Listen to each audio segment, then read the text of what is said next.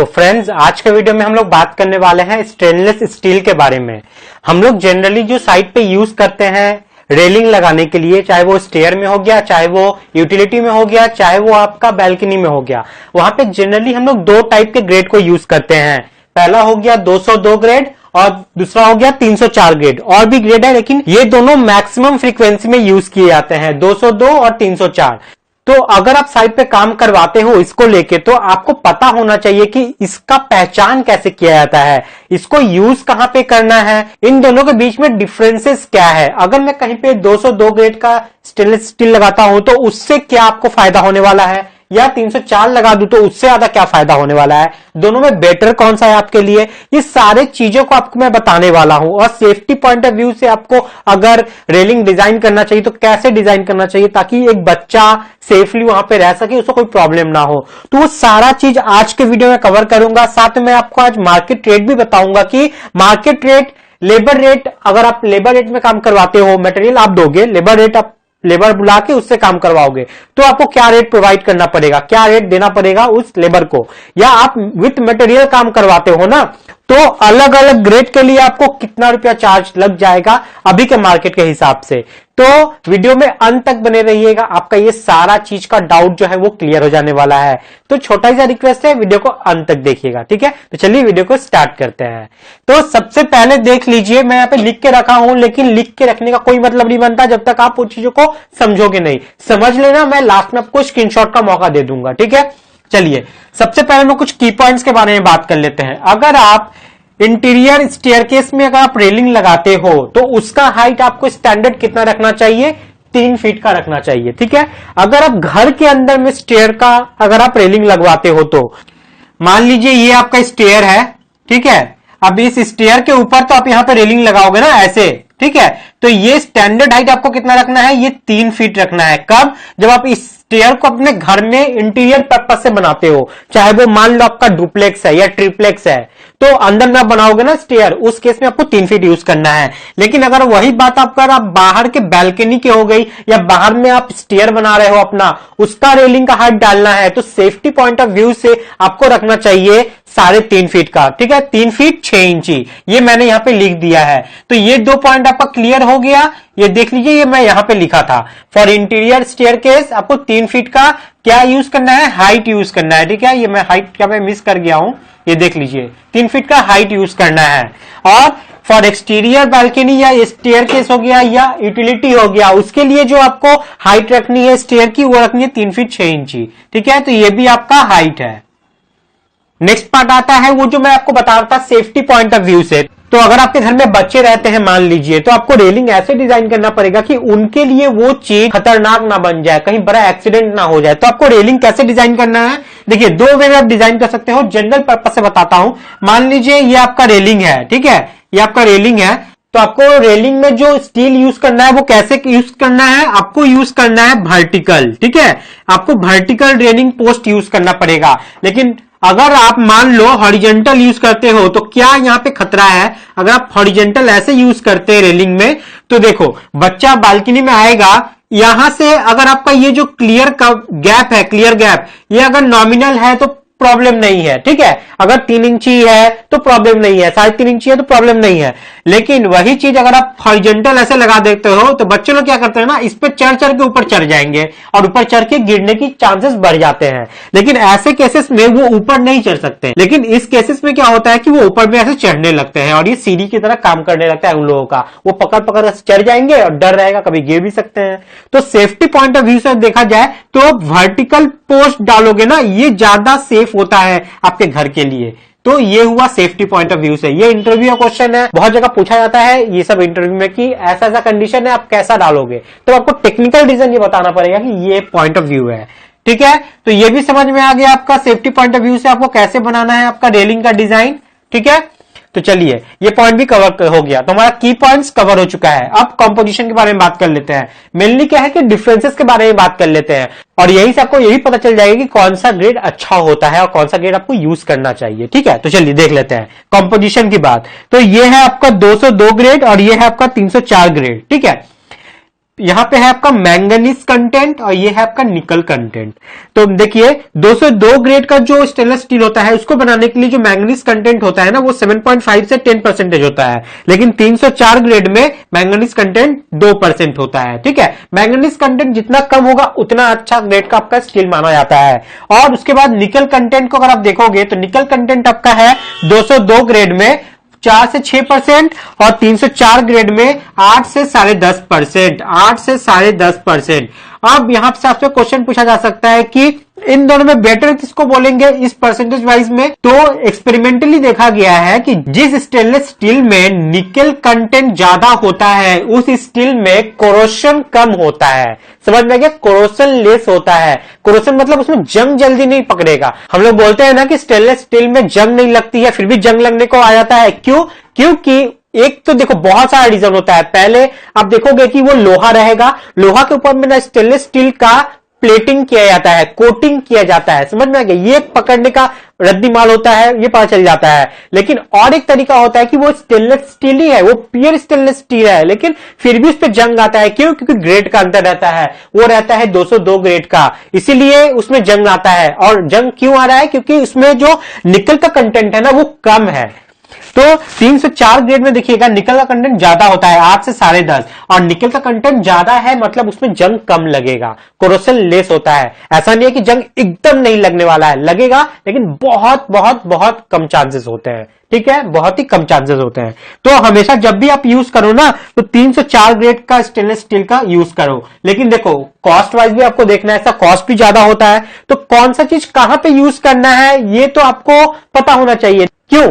क्योंकि आप हर जगह 304 ग्रेड का स्टेनलेस स्टील यूज कर दोगे तो खर्चा बहुत ज्यादा बढ़ जाएगा। आपके पास पैसा ज्यादा है तो लगाओ, कोई इश्यू नहीं है। लेकिन अगर आप प्लानिंग करते हो, आप इंटीरियर काम करवाते हो, तो हर जगह तो आप ये नहीं दोगे। आप कैसे दोगे? देखो अब यूज के बारे में जान लेते हैं। तो 202 ग्रेड का जो स्टेनलेस स्टील है उसको यूज करना चाहिए इंटीरियर पर्पज से। अगर आपके स्टेनलेस स्टील पे बाहर के वेदर से कोई कांटेक्ट नहीं है, बारिश का पानी नहीं गिर रहा है उस पे, तो उस पे जंग नहीं लगेगा। ठीक है, 202 ग्रेड का अगर स्टील है तो इसको आप इंटीरियर पर्पज से यूज कर सकते हो घर के अंदर में। लेकिन एक वक्त के बाद तो थोड़ा बहुत आपको नमी दिखेगी, फिर आपको पॉलिश करवाना पड़ेगा। पॉलिश करवा लोगे तो फिर वो पहले की तरह चमकने लगेगा। लेकिन इंटीरियर में ज्यादा बेटर होता है हमारा 202। बाहर के काम के लिए तो कभी कान पकड़ के भी इसको यूज मत करना। कोई अगर पैसा दे दे के बोले कि करो इसको बाहर, तो कभी मत करना। बाहर के लिए हमारा बनता है 304 ग्रेड का। ठीक है, 304 ग्रेड का जो स्टेनलेस स्टील होता है ना उसको हम लोग एक्सटीरियर वर्क के लिए यूज करते हैं। बाहर के वर्क के लिए यूज करोगे वो सबसे बेस्ट होता है आपके लिए। तो यहां तक आपको पूरा क्लियर हो गया, आई होप, मैं उम्मीद करता हूं। अब चलिए बढ़ते हैं आगे की तरफ में। अब आप लोग के मन में क्वेश्चन आएगा कि सर हम लोग इसको पहचानेंगे कैसे? साइड पे जब हम लोग देखेंगे 202 है और 304 है तो इसको पहचानेंगे कैसे इस ग्रेड को? तो देखिए जनरली दो तरीके से हम लोग इसको पहचान सकते हैं। पहला तो देखिए आपका जो स्टील है ना, जो एसएस का स्टील आएगा उस पे ही वो टैग मारा हुआ रहेगा, लिखा हुआ रहता है कि वो 304 का है या 202 का है। तो चेक टैग ऑन स्टील। ठीक है, स्टील फुल लेंथ जो स्टील आएगा ना उस पर देख लीजिएगा आपका टैग मारा हुआ रहता है, उस टैग से आप पहचान सकते हो कि वो किस ग्रेड का है। तो ये तो एक सिंपल तरीका है। और केमिकल टेस्ट भी करके हम लोग देख सकते हैं कि वो किस ग्रेड का है, 202 का है या 304 का है। तो हम लोग मार्केट में अगर आप जाओगे ना तो मार्केट में कुछ इस तरीके का आपको ग्रेड टेस्टर मिलता है, जिसको ग्रेड टेस्टर यहां बोला जाता है। ठीक है, आप वो डब्बा पे ही देखो ग्रेड टेस्टर लिखा हुआ रहेगा, तो मार्केट में वो आसानी से अवेलेबल हो जाता है। जाके आपको क्या करना है, उसका 2 बूंद से 3 बूंद क्या करना है, स्टेनलेस स्टील के ऊपर में रखना है। जैसे आप स्टेनलेस स्टील के ऊपर वो 2 से 3 बूंद केमिकल डालोगे, 5 से 10 सेकंड लगते हैं, क्या होगा, उसका कलर चेंज करना चालू कर देगा अपना। अगर वो कलर चेंज नहीं करता है अपना तो आप समझ जाइएगा वो आपका 304 है। मतलब वो जैसे केमिकल डाले वो व्हाइट का व्हाइट रह गया या हल्का ग्रेइश जैसा हो गया तो वो 304 ही है, वो आपका प्रॉपर जेन्युइन, कोई मिलावट नहीं है उसमें। लेकिन अगर वो ऑरेंज कलर का हो जाता है तो वो 202 है। समझ में आ गया, वो 202 है। तो डब्बे डब्बे पे आपका लिखा हुआ रहेगा और कलर के साथ डिमार्केशन भी रहेगा कि ये कलर हो जाने पे आपका ये ग्रेड हो गया, ये कलर हो जाने पे आपका ये ग्रेड हो गया। तो मार्केट में ये इजीली अवेलेबल हो जाता है। आप उस केमिकल के थ्रू आप चेक कर सकते हो कि वो कौन से ग्रेड का स्टेनलेस स्टील है आपका। ठीक है, तो ये हो गया चेकिंग पर्पस की बात। अब कुछ मार्केट रेट के बारे में हम लोग बात कर लेते हैं। मान लीजिए आप स्टील मटेरियल खुद से खरीद के लाए और लेबर से काम करवाओगे, तो लेबर उसका रेट क्या चार्ज करेगा? अगर वो लेबर पर केजी के हिसाब से चार्ज करता है तो वो 80 से 100 रुपया चार्ज करेगा। ठीक है, मतलब एक रेलिंग आप पूरा बनाए, उसका जो भी वेट हुआ उस वेट को वो नापेगा। मान लीजिए आपका वो 10 केजी का हो गया, ठीक है, 10 केजी आपका स्टील लगा है उसको बनाने में, तो 10 केजी के लिए देखिए 1 केजी का चार्ज कर रहा है 80 रुपया, मान लेते हैं 80 से 100 रुपया है, जगह की जगह वैरी करता है, ठीक है। तो 80 रुपया मान लीजिए 1 केजी का, तो 10 केजी कितना हो गया, 800 रुपया उसका मजदूरी हो गया। समझ में आ गया? तो ये हुआ आपका पर केजी के हिसाब से, और रनिंग फीट के हिसाब से आपका पड़ेगा 200 से 250 रुपया। एक रनिंग फीट का 200 से 250 रुपया के बीच में रेंज करता है। समझ में आ गया? तो ये हुआ लेबर रेट के हिसाब से। लेकिन आप चाहते हो कि वो लेबर भी साथ में रहे, साथ में आपका मटेरियल भी वहीं से प्रोवाइड करे, तो आपको कोई हेडेक नहीं लेना है, मटेरियल भी उसका और लेबर भी उसका। तब आपका क्या चार्ज पड़ने वाला है, तो देख लीजिए। अगर आप 202 ग्रेड वाला स्टील का काम करवाओगे, उसका इरेक्शन का काम कराओगे, तो आपका पड़ जाता है 350 से 375 रुपया पर रनिंग फीट। एक एक फीट का काम करवाने के लिए स्टील प्लस लेबर का चार्ज लगा के आपका पड़ेगा 350 से 375 रुपया। लेकिन अगर आप वहीं पे अगर आप कराते हो 304 ग्रेड के स्टील का, तो आपका पड़ जाता है 500 से 550 रुपया, ठीक है, 500 से 550 रुपया पर रनिंग फीट का। एक रनिंग फीट का चार्ज पड़ेगा 500 से 550, मटेरियल और लेबर सारा लेके।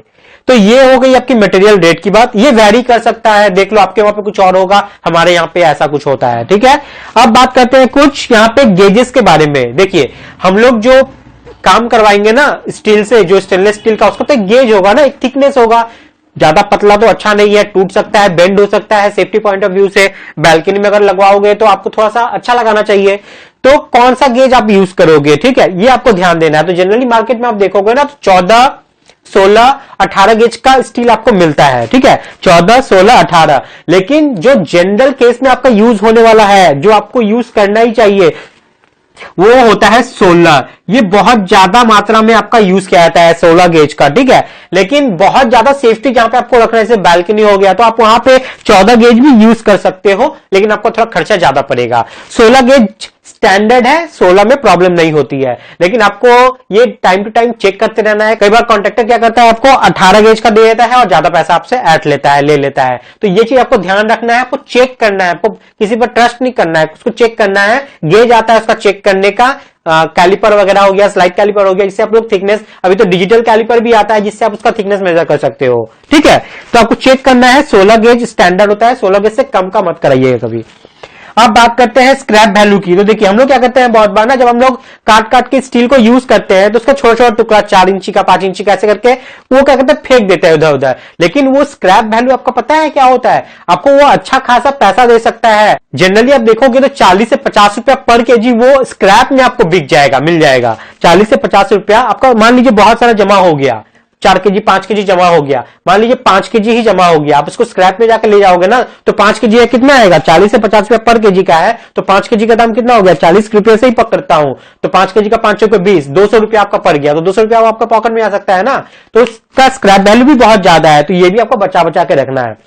तो ये सब स्टेनलेस स्टील के बारे में कुछ इंपॉर्टेंट पॉइंट्स थे जो आपके लिए हेल्पफुल रह सकते हैं। वीडियो कैसा लगा जरूर बताइएगा। आप लोग को स्क्रीनशॉट लेना है, स्क्रीनशॉट ले लीजिए पहले, उसके बाद बताता हूं। और तो कैसा लगा है वीडियो जरूर बताइएगा। और इसी तरीके की और भी इंपॉर्टेंट वीडियोस, नॉलेजेबल वीडियोस आपको चाहिए सिविल इंजीनियरिंग से रिलेटेड, बीबीएस हो गया, क्वांटिटी सर्वे हो गया, कंक्रीट टेक्नोलॉजी हो गया, मिक्स डिजाइन हो गया, और भी बहुत कुछ, इंटरव्यू से रिलेटेड क्वेश्चन तो बहुत सारे भर भर के मैंने बनाए हुए हैं। सारा का लिंक आपको डिस्क्रिप्शन में मिल जाएगा। डिस्क्रिप्शन में जाओगे, सारा आप लाइन बाय लाइन वीडियो देख के वहां से नॉलेज ले सकते हो, ठीक है। सारा चीज फ्री का है। अब वीडियो अगर आपको पसंद आई है तो आपको एक छोटा सा काम करना है, इस वीडियो को आपको एक सिविल इंजीनियर भाई के साथ शेयर करना है या अपने जूनियर के साथ शेयर करना है, क्योंकि उन लोग को ही तो आगे बढ़ना है, उन लोग को ही तो काम करना है, तो उन लोग सीखेंगे तभी तो आपका हेल्प होगा, ठीक है। तो प्लीज शेयर कीजिएगा। तो आज के वीडियो में इतना ही है, नेक्स्ट वीडियो में फिर क्वेश्चन लेके आऊंगा, तब तक के लिए बाय, टाटा, जय हिंद।